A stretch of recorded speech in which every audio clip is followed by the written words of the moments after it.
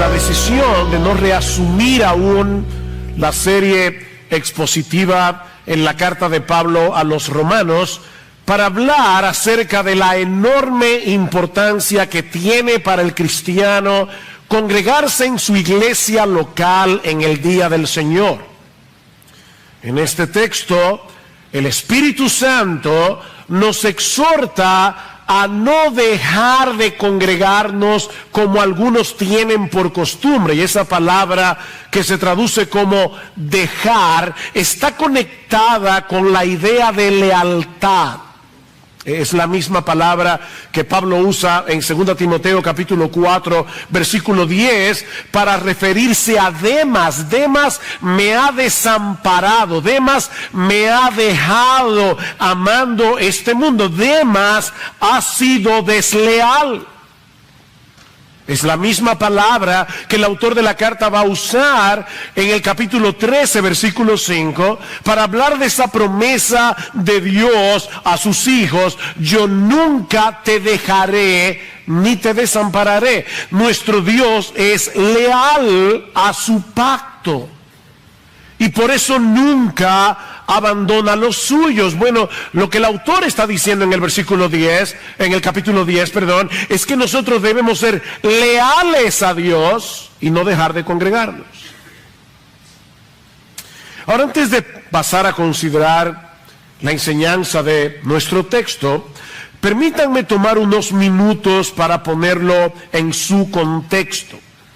La carta a los hebreos fue escrita a un grupo de judíos profesantes de la fe cristiana que estaban siendo maltratados por causa de su fe, que estaban siendo presionados para regresar al judaísmo. Y es por eso que uno de los temas predominantes de la carta, de hecho es el tema predominante de la carta a los hebreos, es la superioridad de Jesús. Jesús es superior a los ángeles, Jesús es superior a Moisés, Jesús es superior al sacerdocio arónico, Jesús tiene un sacrificio superior al del Antiguo Testamento. De manera, mis hermanos, que es completamente absurdo volver a las sombras del antiguo pacto cuando tenemos la realidad en la persona y la obra de nuestro Señor Jesucristo. Cristo es superior. El otro gran tema de la carta es la perseverancia en medio de las dificultades y persecuciones. Noten el versículo 23. Mantengamos firme la profesión de nuestra esperanza sin vacilar, porque fiel es el que prometió. Mantengámonos aferrados a nuestra profesión de fe, no importa lo que pase, porque nuestro Dios es fiel a sus promesas. Ahora, mis hermanos, nuestro Dios no nos ha prometido una vida sin problemas.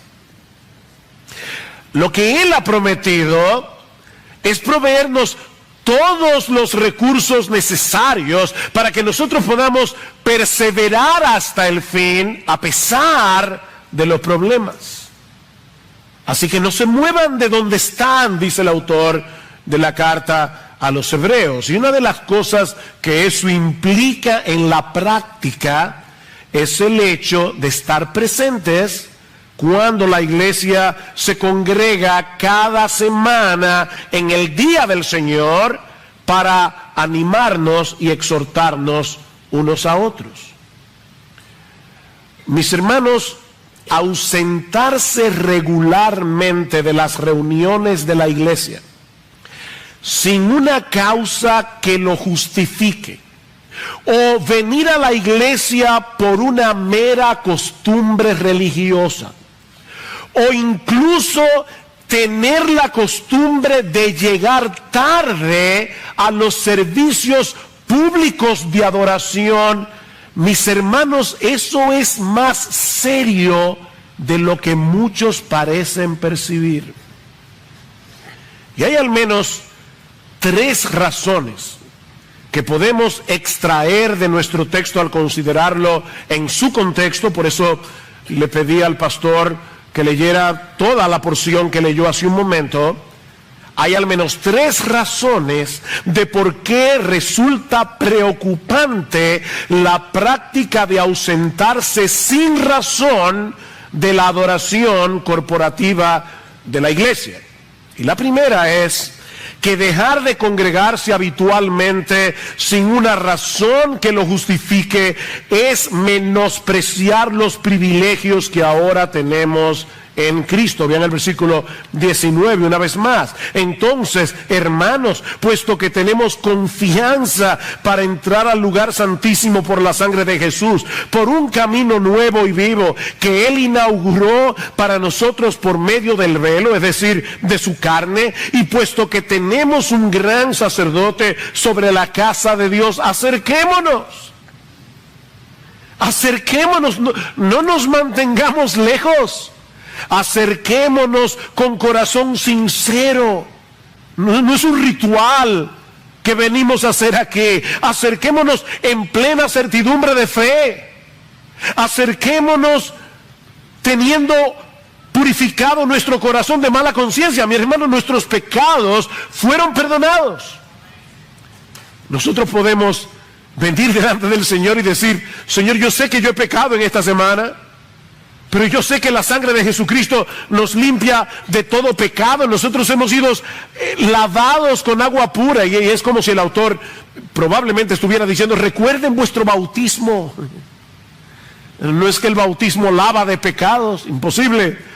Pero el bautismo simboliza lo que ocurrió cuando nosotros fuimos unidos a Cristo en la conversión. Nosotros hemos muerto con Él, hemos sido sepultados con Él, hemos resucitado con Él, estamos sentados a la diestra del Padre junto con Él. Ahora, mis hermanos, ¿quiénes eran los receptores de la carta a los hebreos? Eso es como: ¿de qué color era el caballo blanco de Napoleón? ¿Quiénes eran los receptores de esta carta? Eran hebreos, eran judíos.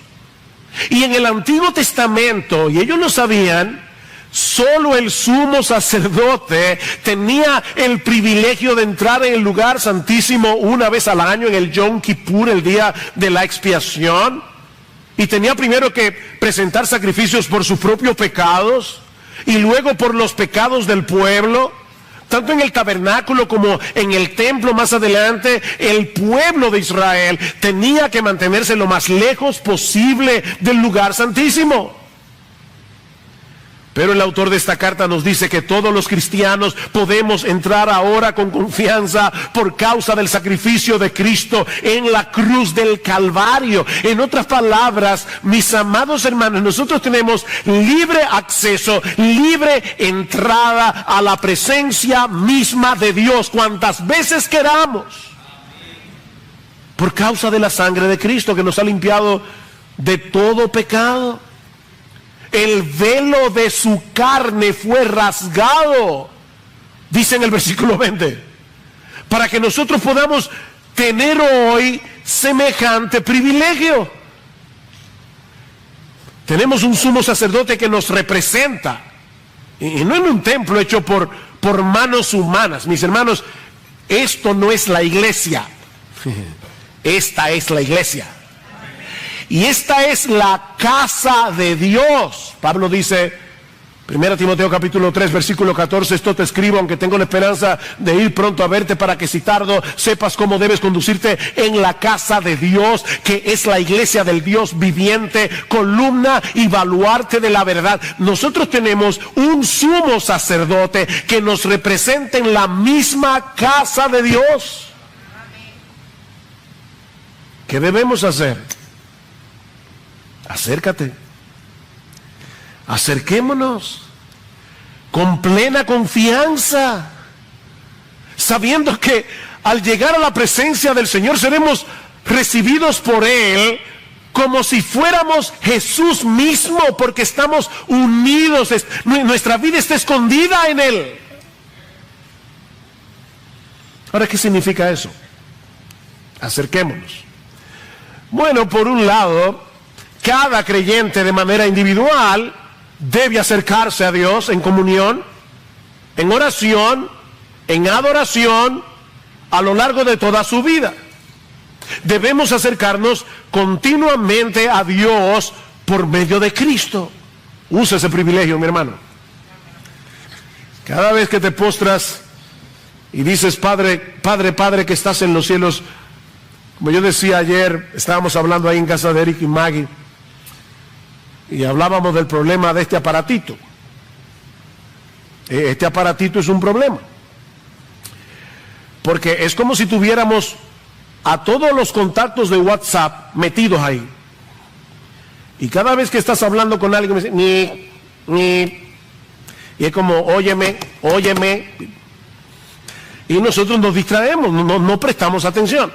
Y yo le decía a alguien que, hablando ayer acerca de ese tema, decía, mira, a mí me amonestó pensar que cuando yo le oro a Dios, Él me escucha como si yo fuera la única persona del planeta que estuviera hablando con Él.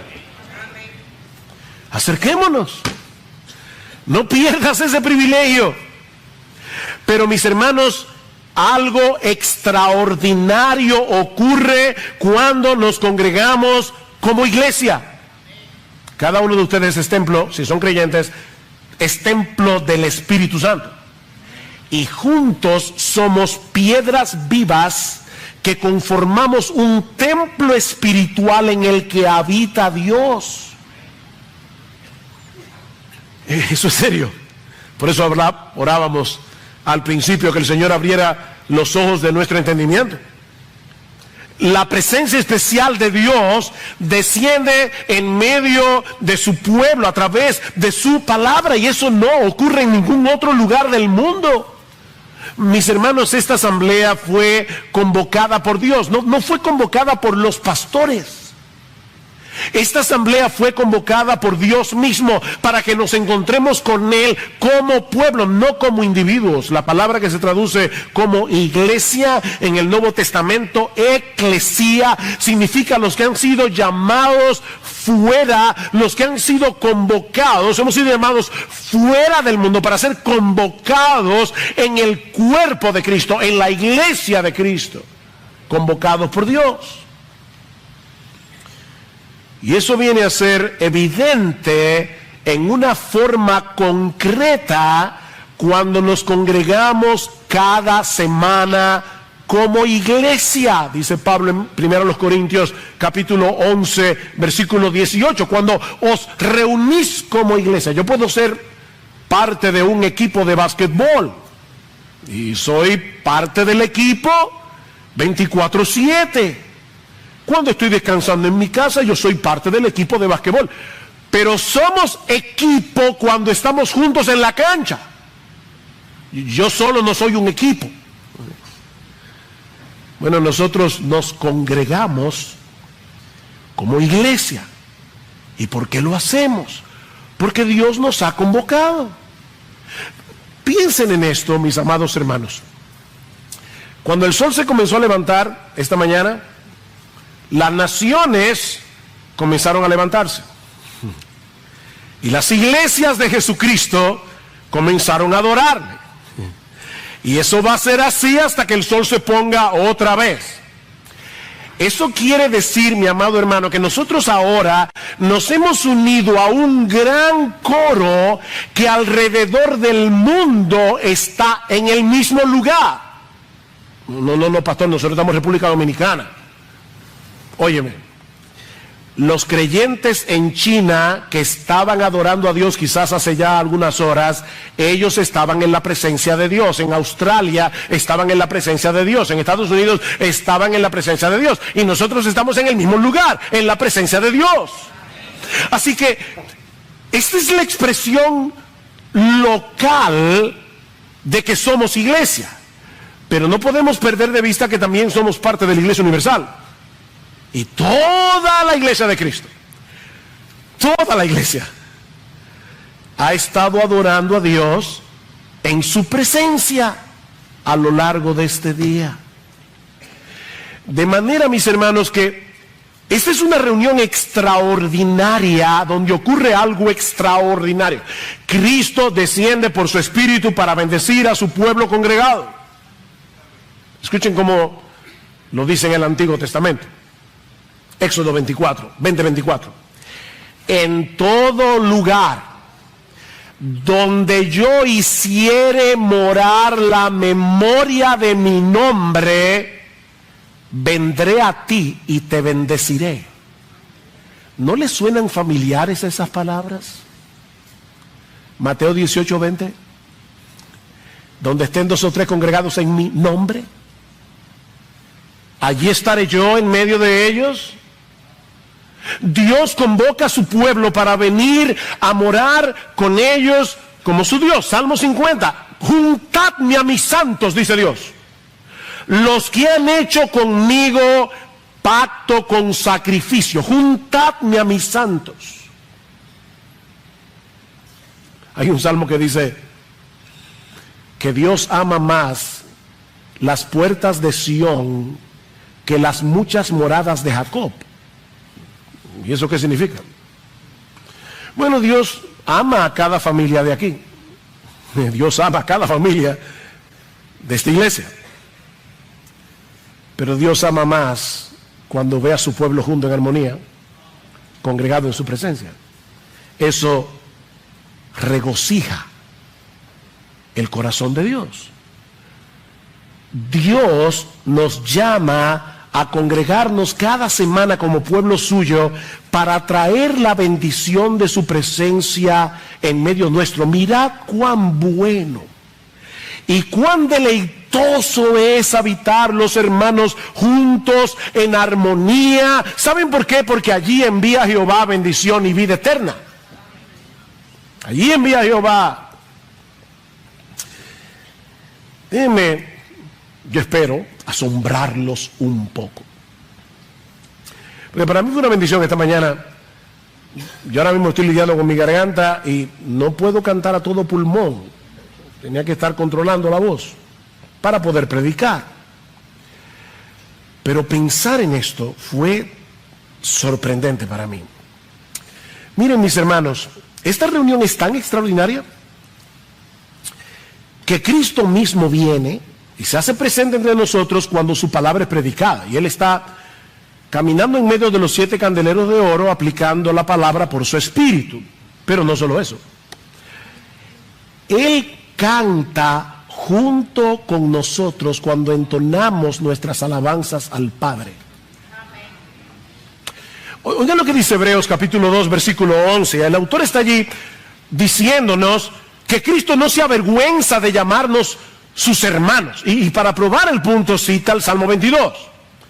El mismo salmo que comienza diciendo, Dios mío, ¿por qué me ha desamparado? Termina con una nota de victoria y dice, anunciaré a mis hermanos tu nombre, dice el Mesías. En medio de la congregación te alabaré. Y el texto dice literalmente, en medio de la iglesia te cantaré himnos de alabanza. Cristo, el Señor Jesucristo, está en medio nuestro cuando nos congregamos en su nombre, moviéndonos por su espíritu a cantar alabanzas a Dios y al mismo tiempo uniéndose a nosotros mientras cantamos. Eso es sorprendente. Dice Juan Calvino, Cristo nos anima con su propio ejemplo a celebrar públicamente las alabanzas a Dios con el fin de que sean escuchadas por tantos como sea posible. Y ahora escuchen, cuando escuchamos que Cristo dirige nuestros cantos, no era Alberto, él era un instrumento de Cristo, pero el verdadero líder de alabanza en la iglesia no es un ser humano, es Jesús. Dice Calvino, Cristo nos anima, dice, cuando escuchamos que Cristo dirige nuestros cantos y que es Él quien inspira nuestros himnos, contamos con un poderoso incentivo que nos anima a rendir alabanzas más fervientes.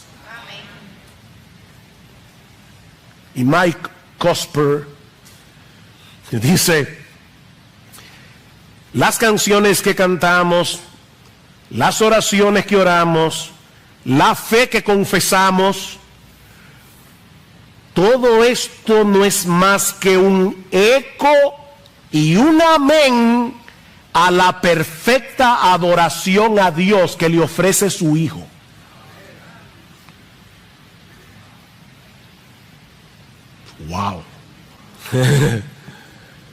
Sorprendente.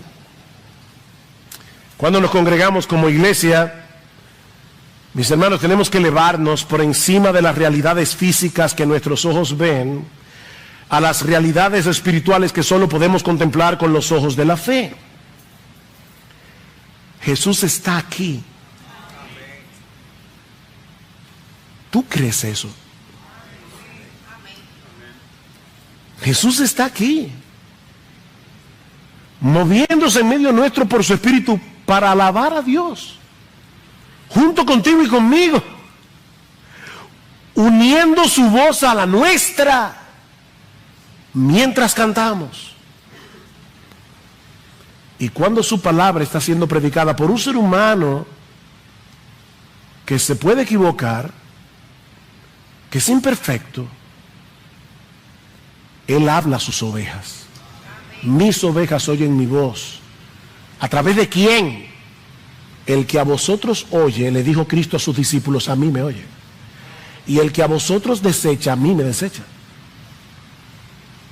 No, olvídense del predicador. Es Cristo que está hablándole a su pueblo. Mis hermanos, ustedes se dan cuenta de lo que implica que un creyente decida, no por ninguna razón, decida dejar de congregarse habitualmente con el pueblo de Dios, o que llegue tarde a esta reunión porque no se preparó adecuadamente. Dios nos convocó porque necesitamos a Dios. Él no nos necesita a nosotros. Él nos convocó para bendecirnos porque tú y yo lo necesitamos. Eso es serio, muy serio. Mis hermanos, créanme, yo creo que solo Dios y mi esposa saben la carga pastoral con la que yo he venido al púlpito hoy. Yo creo de verdad que muchos de nosotros hemos pecado. De verdad, hermanos, y reciban esta amonestación en amor. Hemos pecado. Ya sea por dejar de congregarnos, ya sea por venir religiosamente, ya sea por llegar tarde, hemos pecado. Necesitamos que Dios abra nuestros ojos como hizo con Giesi, el criado de Eliseo, para que podamos ver en la sencillez de esta reunión. La iglesia no tiene que ser espectacular. Yo creo de hecho que una iglesia espectacular desvía la atención. Los puritanos decían, el culto debe ser lo más simple posible para que la atención sea centrada en Dios. Esto no es un espectáculo, esto no es un culto tipo Disney.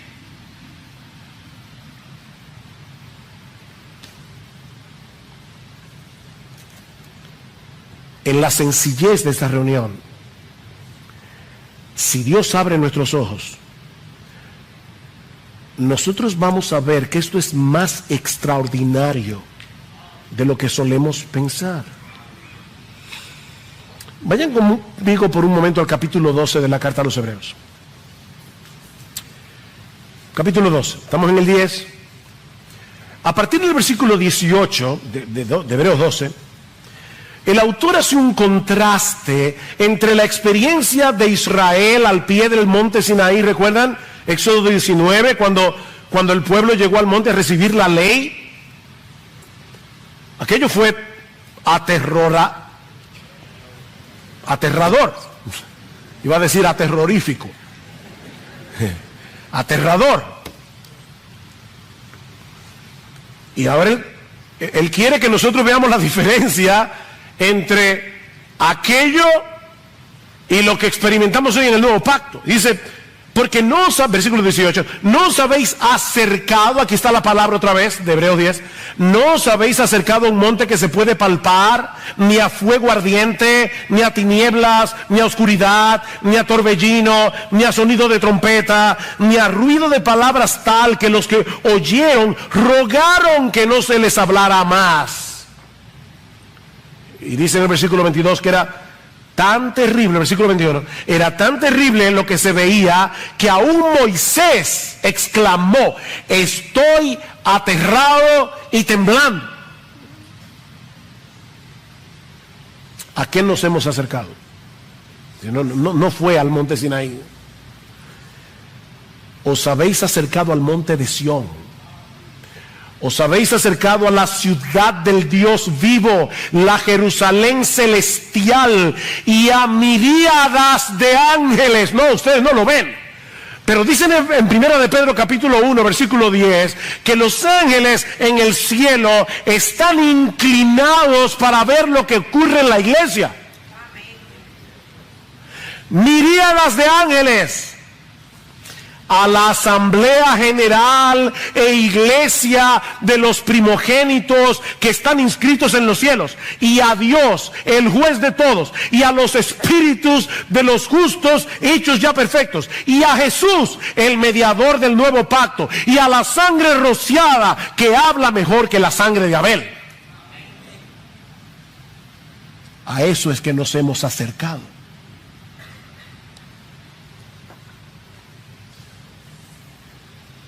En otras palabras, lo que los judíos experimentaron en el Sinaí no era más que la sombra de una realidad más sorprendente. Y esa es la realidad que nos acercamos cada domingo cuando nos congregamos como iglesia. Es por eso que es solemne y dulce aquel lugar donde mora Cristo el Señor. Cantábamos hace un momento. La pregunta es, mi hermano, de verdad, de corazón, ¿qué tan consciente tú estás de ese privilegio cada vez que tú vienes a la iglesia? ¿Te preparas desde el sábado, acostándote temprano, para poder estar aquí a tiempo y con un corazón preparado, con una mente alerta? Es por eso que el Éxodo 20 dice, acuérdate del día de reposo para santificar. Si no te acuerdas, no te vas a preparar. Acuérdate. Mi hermano, cuando te dejas de congregar habitualmente sin una causa que lo justifique, estás menospreciando tus privilegios en Cristo. Los estás menospreciando. Ahora, aprendemos también de nuestro texto que dejar de congregarse habitualmente sin una causa que lo justifique es olvidar que nosotros somos un cuerpo en Cristo. Nosotros somos un cuerpo, versículo 24. Y consideremos cómo estimularnos unos a otros al amor y a las buenas obras, no dejando de congregarnos como algunos tienen por costumbre, sino exhortándonos unos a otros, y mucho más al ver que el día se acerca. Estamos acercándonos a los días finales, no sabemos cuándo será, pero a medida que el tiempo avanza, los dolores de parto del mundo se van haciendo cada vez más duros, y va a ser cada vez más difícil para los cristianos perseverar. La palabra que se traduce aquí como considerar, dice consideremos, puede ser traducida pensar cuidadosamente, ponderar, meditar. Es la misma palabra que aparece en Hebreos capítulo 3, versículo 1, donde el autor nos dice, acuérdate de Jesucristo, considera a Jesucristo, piensa en Jesucristo, enfoca vuestros pensamientos en Cristo, estúdienlo con atención. Y ahora dice, y también considera a tus hermanos. Considera a tus hermanos. Piensa en ellos. ¿Cómo están tus hermanos? Yo no te pido que te preocupes por toda la iglesia. No vamos a arreglar el mundo. Pero tú tienes amigos en la iglesia, cercanos a ti. Tú sabes cómo están espiritualmente. ¿Saben ellos cómo estás tú? Porque dice aquí, debemos considerar a nuestros hermanos para, la palabra literal es provocarlos al amor y a las buenas obras. No es una palabra débil en fortaleza, es una palabra muy fuerte. De hecho, en el Nuevo Testamento se usa de manera negativa, como provocar a ira, provocar a otra persona al enojo, pero en este caso es positiva. Dice, tú debes venir con la intención expresa de provocar a tus hermanos al amor y a las buenas obras. ¿Cuándo fue la última vez que tú viniste a la iglesia pensando, yo voy a la iglesia a provocar a mis hermanos? No a que después que se acabe el culto me voy con mis amigos a hablar de cosas que no tienen nada que ver con lo que se predicó.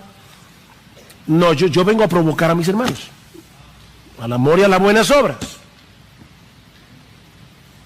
No venimos simplemente a escuchar una predicación. Hay gente que viene a la iglesia a escuchar un predicador. De hecho, y esto puede ser chocante para algunos, ni siquiera venimos a la iglesia para adorar a Dios como individuos. Ni siquiera para eso. Venimos como parte que somos de un cuerpo a provocarnos unos a otros a ser fervientes en nuestro amor y en nuestras buenas obras. Venimos a exhortarnos, dice el versículo 25, para caleo. Es una palabra que también se usa para el Espíritu Santo en la Biblia. Significa ponerse al lado de una persona. Eso no se hace por control remoto. Ponerse al lado de una persona para exhortarlo, consolarlo, animarlo. A eso venimos a la iglesia. ¿Se dieron cuenta que el autor de la carta no dice, no se dejen de congregar para que adoren? No, no se dejen de congregar para que se exhorten. Los que se van rápido de la iglesia, escuchen cuando termine el culto. ¿Por qué ellos vinieron a escuchar a un predicador? Mi hermano, quédate un rato y anima a tus hermanos, que algunos están desanimados. Algunos están seriamente pensando tirar la toalla, que no pueden más. Y nosotros venimos a eso. No debemos venir al culto con una mente individualista. Yo espero que los cantos de alabanza sean de mi agrado y el estilo de música, para yo poder tener tranquilo, sin que me molesten, mi tiempo de adoración a Dios.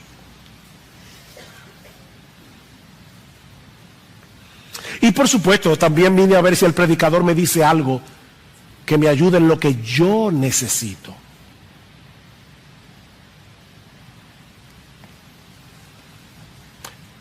Mis hermanos, piensen en esto.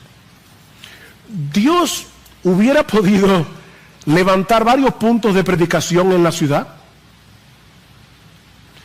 y dejar que cada creyente vaya al que más le guste, y va un día uno, escucha un predicador, y va un día otro, puntos de predicación. Si eso fuera el asunto, Dios hubiera podido levantar puntos de predicación en la ciudad, pero en cambio de eso levantó iglesias.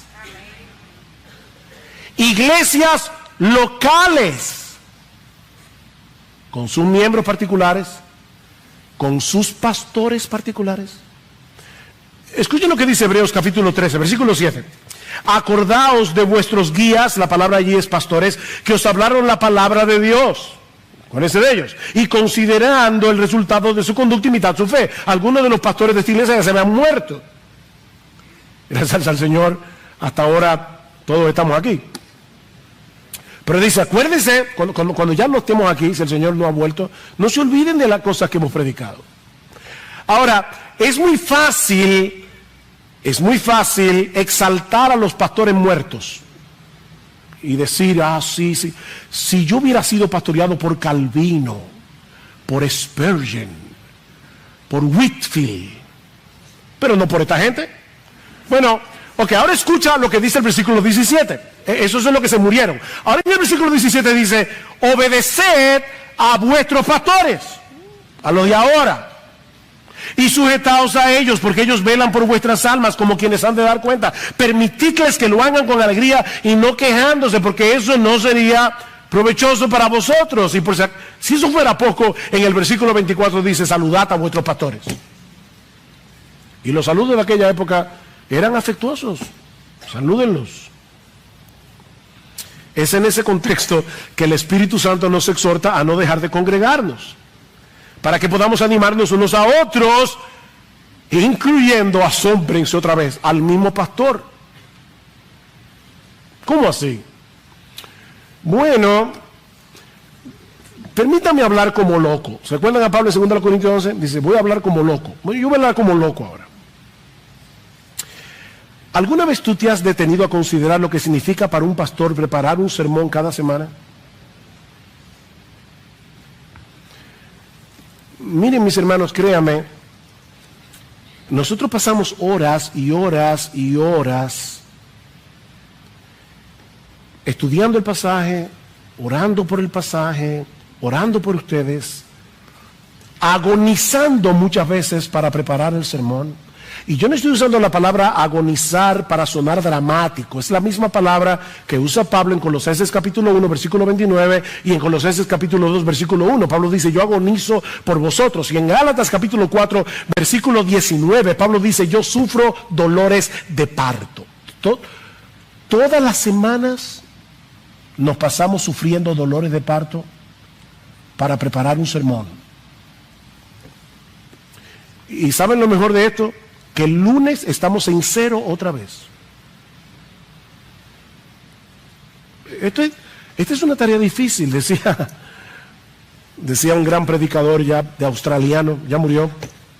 Él decía, mira, los años más difíciles de un predicador son los primeros 50 años. Ese es el tiempo más difícil, los primeros 50 años. Mis amados hermanos, no nos anima al amor y a las buenas obras que los miembros de la iglesia, por cualquier quítame esta paja, decidan no venir. Esposas, ustedes le prepararon una cena a su marido con velas, una carne preparada como él le gusta, término 3/4. Y que hace hambre. Y de repente él te llama, tú estás ahí esperando a tu marido. Mi amor, quería decirte que me quedé comiendo en casa de mami. Yo creo que tú vas a querer quemarlo con las velas. Bueno, de verdad, mis hermanos, ahora hablo en serio. Hablo en serio. ¿Es desanimante para el pastor? De verdad que es desanimante. Y se lo digo por experiencia. No, pastor, pero yo lo escucho por internet. Oh.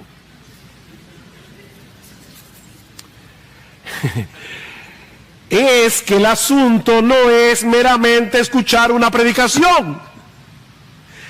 Es venir a tener comunión con Dios y con el pueblo de Dios para estimularnos, exhortarnos, provocarnos al amor y a las buenas obras. Sustituir, congregarse con el pueblo de Dios para escuchar al predicador por la internet, eso es fortalecer en ti el espíritu individualista y consumista que caracteriza esta generación. No somos meros consumidores de sermones. Somos el cuerpo de Cristo y aun cuando estamos escuchando la palabra predicada, no debemos hacerlo con una mente individualista. Es verdad que el Espíritu Santo va aplicando la palabra según la necesidad de cada uno, pero al mismo tiempo Dios está haciendo algo con su iglesia. Dios está viendo las debilidades que tiene la iglesia para corregir la iglesia, esta iglesia bíblica del Señor Jesucristo. ¿Qué dice Efesios 4:11?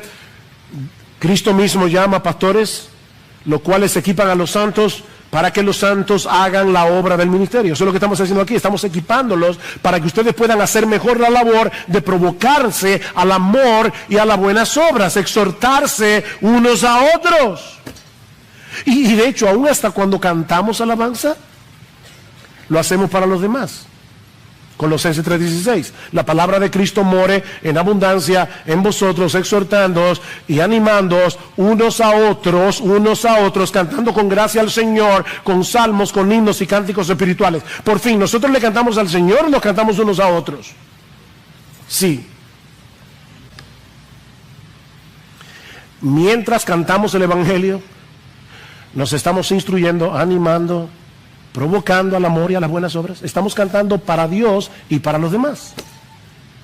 Por supuesto, el culto congregacional no es el único contexto en que nosotros podemos y debemos hacer todo eso, amarnos, provocarnos, amonestarnos, exhortarnos. Es por eso que debemos hacer hincapié en el hecho de que cada miembro de iglesia bíblica del Señor Jesucristo pertenezca a un grupo pequeño. Mi hermano, yo quiero exhortarte de todo corazón a que pertenezcas a un grupo pequeño, pero lo que sucede en esos grupos no es más que una extensión de lo que sucede los domingos cuando nos congregamos como iglesia.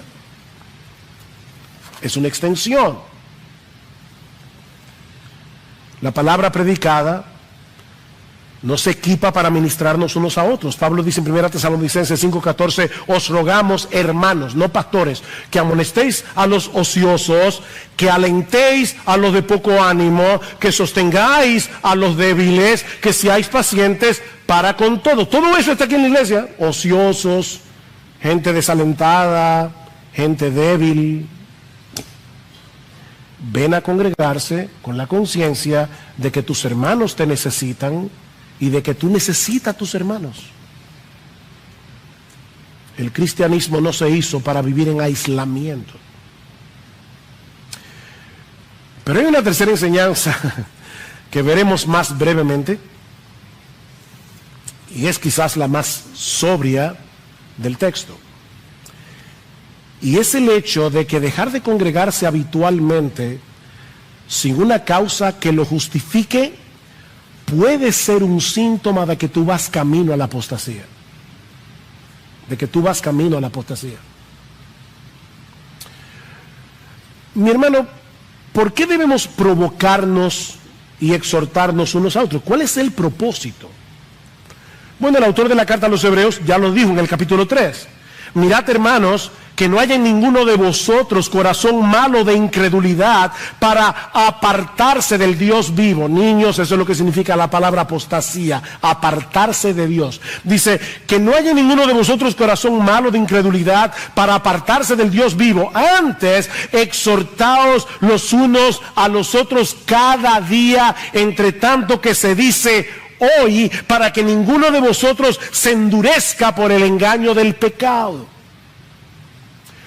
Entre tanto que se dice hoy, es decir, cuando todavía hay tiempo de rescatarlo. Y ahora en Hebreos 10 dice, vengan a la iglesia a hacer eso. Miren, mis hermanos, dejar de congregarse suele ser la primera evidencia pública de que una persona se está apartando de Dios. Mantengamos firme sin fluctuar la profesión de vuestra esperanza, porque fiel es el que prometió, dice en el capítulo 10. Y luego acá a partir del versículo 26 viene la exhortación más dura que hay en todo el Nuevo Testamento en contra de la apostasía. Ven, nuestro texto está en un sándwich. Mantengamos nuestra profesión. Cuidado con la apostasía, no te dejes de congregar. ¿Ven el punto?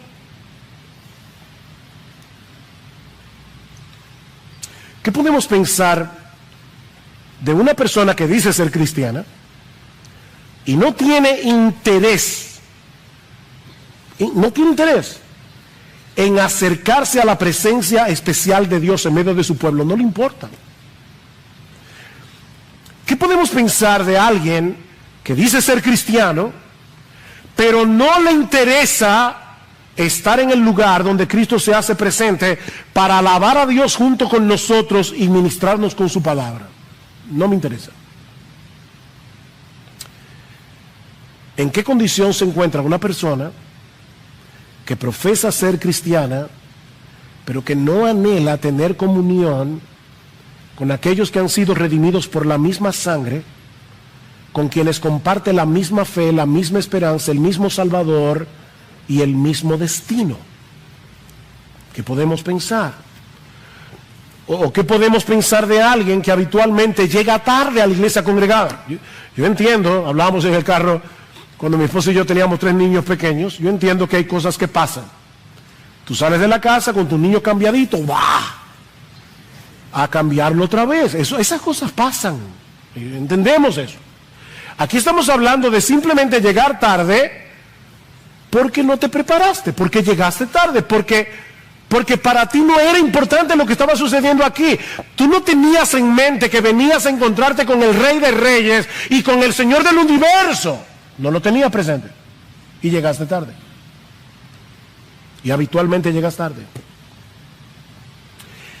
¿Qué está indicando eso del concepto que esa persona tiene del Dios que nos ha convocado? Bueno, en el mejor de los casos, podemos decir que es una persona que está en una condición espiritual deplorable, seguro. Pero puede ser también que se esté engañando a sí mismo y que crea que va camino al cielo cuando va camino al infierno.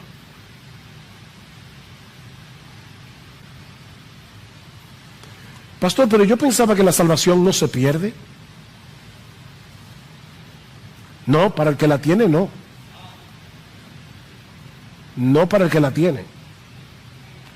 Cristo dice claramente en Juan 17, 10, 27 al 30, mis ovejas oyen mi voz y yo las conozco y me siguen y no perecerán jamás, ni nadie las arrebatará de mi mano. Mi Padre que me las dio es mayor que todos y nadie las puede arrebatar de la mano de mi Padre. Yo y el Padre somos uno. No, nadie se puede separar del amor de Cristo. Mateo 7, 21. No todo el que me dice Señor, Señor, entraré en el reino de los cielos, sino el que hace la voluntad de mi Padre que está en los cielos. Muchos me dirán en aquel día, Señor, Señor, no profetizamos en tu nombre y en tu nombre echamos fuera demonios y en tu nombre hicimos muchos milagros, y yo les declararé, yo nunca os conocí. Noten, yo nunca os conocí, ni siquiera cuando ustedes estaban haciendo milagros, profetizando y todo lo demás. Yo nunca os conocí, nunca fueron míos, apartaos de mí, hacedores de maldad. La salvación no se pierde para el que la tiene.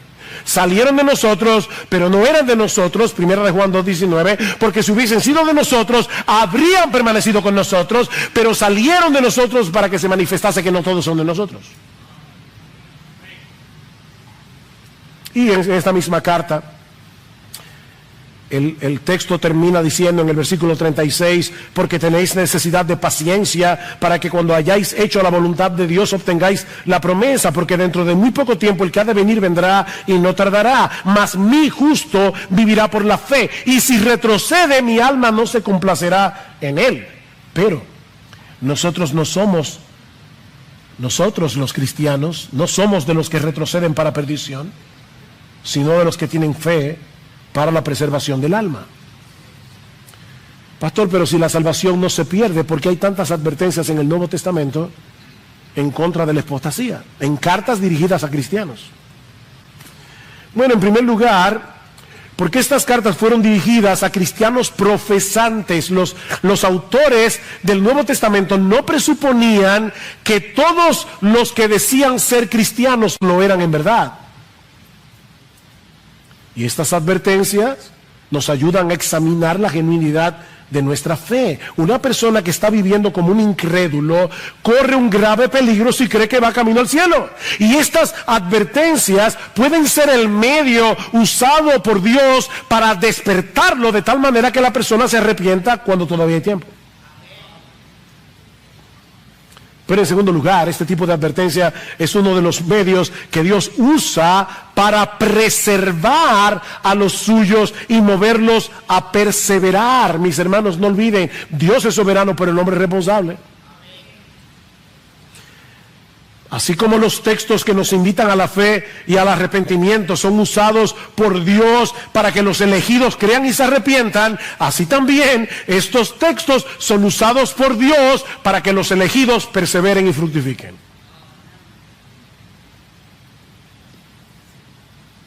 Por otra parte, y ya estoy terminando, también estoy consciente, yo nunca recuerdo 3 cosas, no recuerdo cuando estoy aquí en el púlpito. La primera es que me están traduciendo al inglés, y lo siento por los traductores. No recuerdo que están haciendo lenguaje de señas, Y no estoy pendiente a que están transmitiendo esto por internet, pero hoy sí.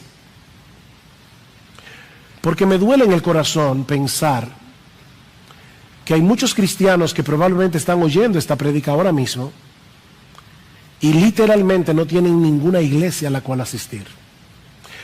No es que no les gusta las que hay, es que no hay. No hay. Y aún en esos casos, yo los exhorto a que se reúnan con otros creyentes en esa misma condición y juntos se ministren la palabra.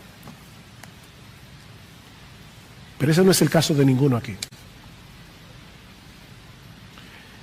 Y de hecho, me apena pensar y me duele en el corazón que muchos creyentes en otras partes anhelarían tener una iglesia local en la cual congregarse. Ustedes no se imaginan las cartas que yo recibo cada semana. Me parte el corazón.